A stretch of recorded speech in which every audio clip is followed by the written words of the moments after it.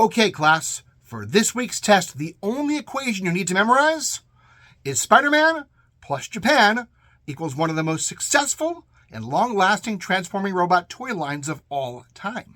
And by that, we're talking about Super Sentai, otherwise known in America as Mighty Morphin Power Rangers. Now, bear with me for a second. I am not a fan of Power Rangers, the TV show. I can't watch it. I can't stand it. It's okay if you do. But remember, Beyond Transformers is about getting away from licenses and cartoons and just admiring great toys. And here's the thing. Over the years, Super Sentai and Mighty Morphin Power Rangers have released some great toys. Not in the last 15 years. In fact, in the last 15 years, I'd argue Transformers has done a better job than them. But if you go back to some of the classic stuff they've done, they've released some of the most innovative, interesting, well-designed transforming robot toys of all time. So let me walk you through it briefly and get you to how this all came to be. So I promised you Spider-Man. Let's talk Spider-Man. In 1977, Marvel actually for several years at this point had been trying to license their comic book characters, and primarily Spider-Man, overseas to whoever would show interest. And they reached a company called Toei in 1977 or 1978, probably 1977. And they said, we've got superheroes. What do you have in terms of superheroes? And Toei said, we've got these superpowered costume beings who fight superpowered bad guys. Good deal, good match, and that made sense to Marvel. What Toei was creating at that time was their original Sentai series, Go Ranger, which was just 5 costumed, I believe, superpowered beings fighting a variety of bad guys. And it was a very successful series that ran up till 1976. And then in 1977, they replaced it with a second Sentai series, which was Jacker. Oh, darn, I can't say it. I tried to memorize it. It's Jacker. Oh, man. Okay, forget it. I'm not going to say that one. It's Jaqr, pronounced Jacker.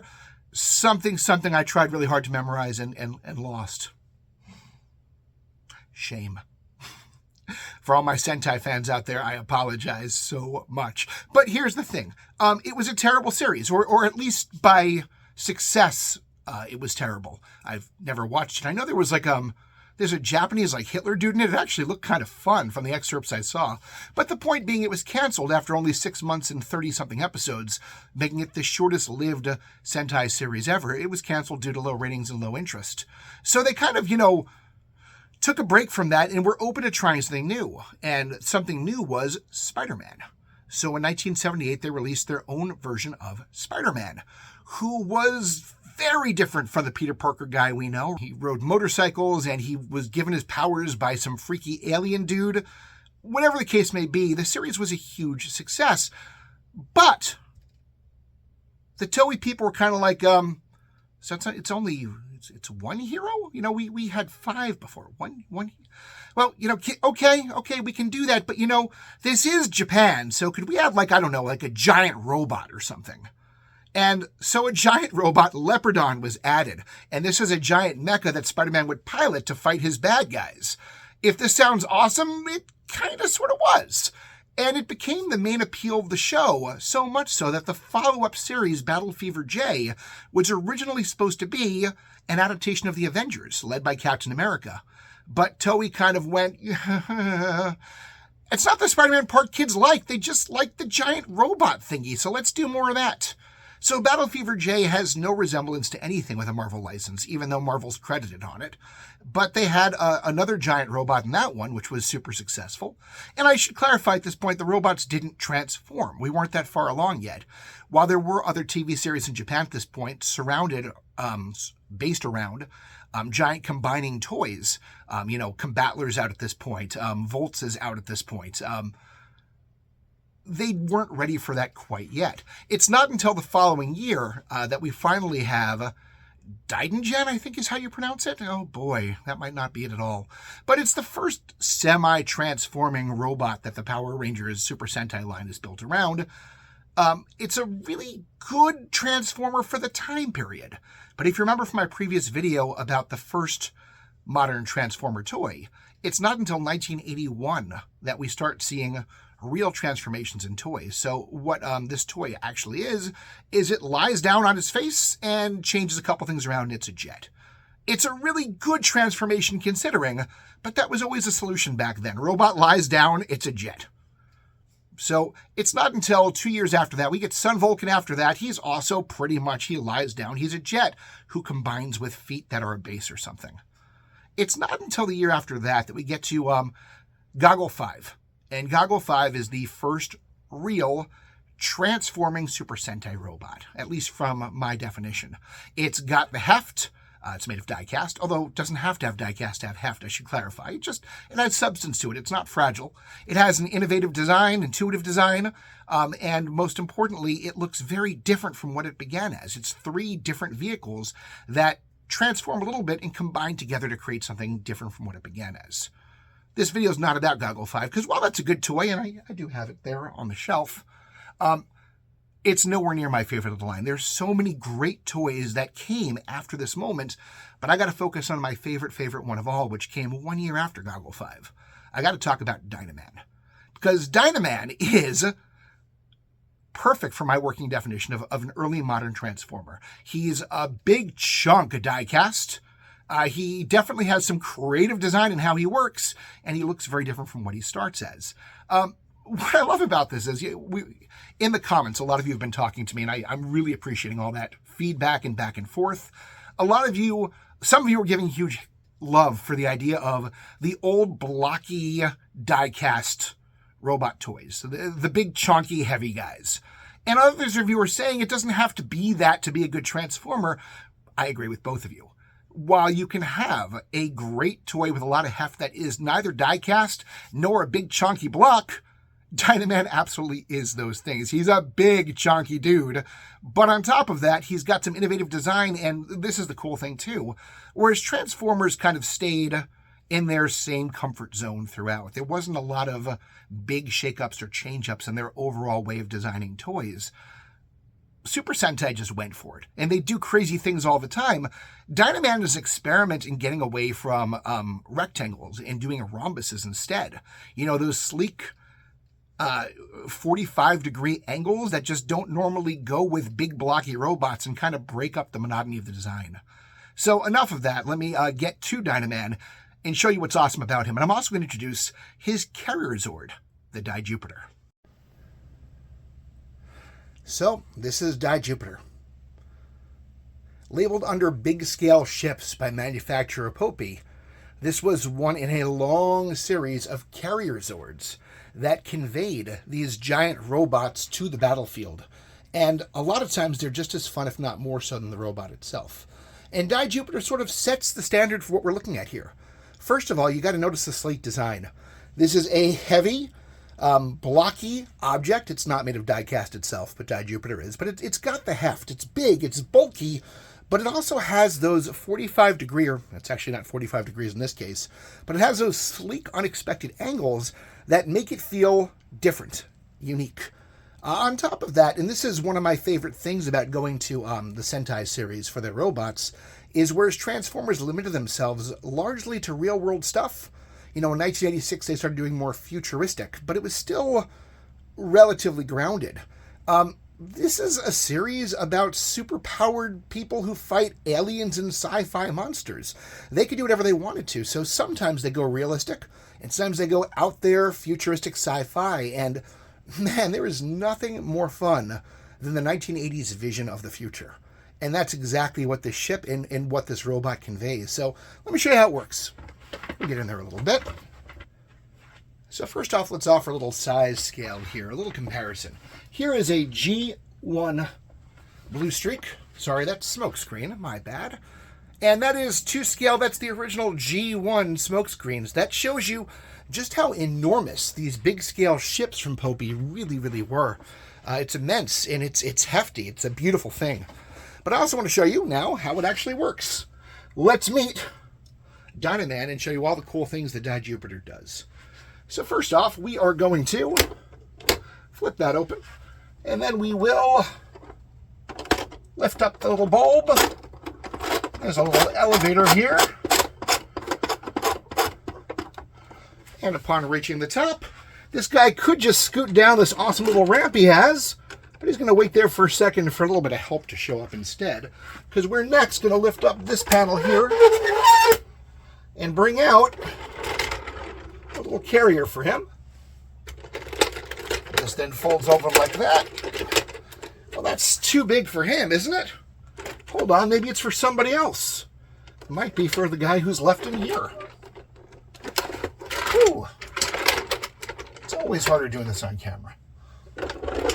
Here comes the Dynamobile. And it can land right on there. Close that up. And then on top of that, you know what? I guess he should have come on first. He should be over here. My bad. And what you end up with from this awesome little thing is we have a sort of, I almost think of it as like, you know, a space probe situation. Let me pull that so you get a better look at it. We have 3 vehicles that work together. A carrier that transports them. A carrier within the carrier. You got to kind of love that. And each one can deploy from here. You got this little jet on wheels. You got this little heavy dude.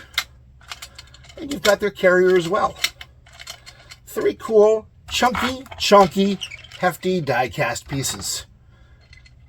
Most importantly, they don't really look like a robot right now.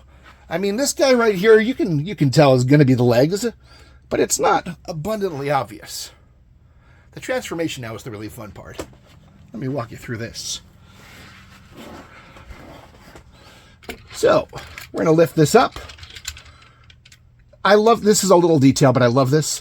Normally when you press buttons like this, it's to eject something. It actually closes up the wheels by pushing these little red buttons. Nice little spring-loaded trick. We separate. We close the little yellow tabs in there. And then a really satisfying moment, these guys fold over. Flatten the wheels. And we have feet. Pretty creative transformation just to get feet, not just a simple fold. This guy's incredibly fun. He is going to literally fold over. And then we're going to push back the wheels. They snap tightly. There's that heft we're talking about. Pull out the arms and they snap out. Whoops, that one's ready to eject. A little too powerful maybe. And then we will just snap the legs in. And then we dramatically wait for the addition of the head. Da-da-da-da-da-da. Oops, that's the wrong anime. It's not even an anime. That should just press in, but of course it's giving me trouble because we're on camera. Just never done that before. Do what you're told. There we go. All right, and then of course he's got accessories to make him extra beautiful. Oops. Got a little Dyna-sword, I guess. And Dyna-shield. I don't know if they're actually called that. It just sounds good. And then, of course, on top of that, in a moment's notice, he can summon his ship, the Dyjupiter, to help him out. Oh, of course you're not going to stay closed on camera. That's just funny at this point. Come on, stay. Dynaman and the Dyjupiter. Beautiful, beautiful toys. And they're hefty. They've got that die cast. They've got the intuitive design. They don't look at all like what they started with. Well, Dyjupiter does, but he's supposed to. He's a carrier. It's a lot of fun. I'm not going to argue it's necessarily the best Super Sentai combiner transformer they've ever made, but it's certainly one of the most unique, and one that I cherish immensely, and one that represents some of the best of the early modern transforming toys that weren't under the Transformers brand. Ultimately, I hope to go through a lot more Super Sentai robot toys, but I do want to do a diversity of series and time periods first. Probably do Takara Brave next. We've been waiting on that one for a while. Some people want me to get into Machine Robo, and ooh, I've got 2 big arrivals coming in the mail soon I can't wait to do videos about. But essentially, for now, here's your sampling of some of the best of what Super Sentai has to offer. You know, in the 1990s, when Power Rangers were first catching on in America, I was a camp counselor. And we had a TV in one of the kids' rooms, and I walked in them watching Power Rangers once and thought, this is the stupidest thing I've ever seen in my entire life. One day, maybe I'll go back with an open mind and appreciate it better. But in the meantime, the point is, because I didn't like the show and thought it was for younger kids, I missed out on something amazing. And while the later Power Rangers are nowhere near as good as these early ones, there's still a lot of charm in the later ones as well. As recently as SPD in 2005 was a really, really good one. In the early 2000s, late 1990s, you had like the Rescue Megazord was incredible. You had the Time Megazord was really cool. The one that was a big dinosaur, I can't remember its name. A lot of great ones. Oh my gosh, Astro Megazord and the Space series was probably my favorite one ever of the later modern series. But it's important to go back and open your mind because, I almost missed this guy. He's big. He's awesome. He's very 1980s. There's no doubt. This guy screams 1980s, but my gosh, is the nostalgia real? The quality is great, and he's worth checking out. Listen, a lot of people were dismayed that last time around my recommendation of the Diaclone Die Attacker was such an expensive toy. I'm not going to lie, you'll probably pay even more for this guy. Fortunately, he was also released briefly in America under the Godaiken toy line by Bandai. So there were American releases of both him and the Dyjupiter, which makes him a little more accessible and a little more available economically, but he's still an expensive toy. He's worth it. Oh man, I didn't even show you the hidden missiles he shoots out. Missed that part entirely, but Dynaman. Don't miss him, and don't forget to get off the beaten path and keep checking out other Transformer robot toys that in some cases are far more unique and far more sweet than those original Transformers. Have a great one. I'll see you next time. Check us out at classiccomics.org and join the conversation there.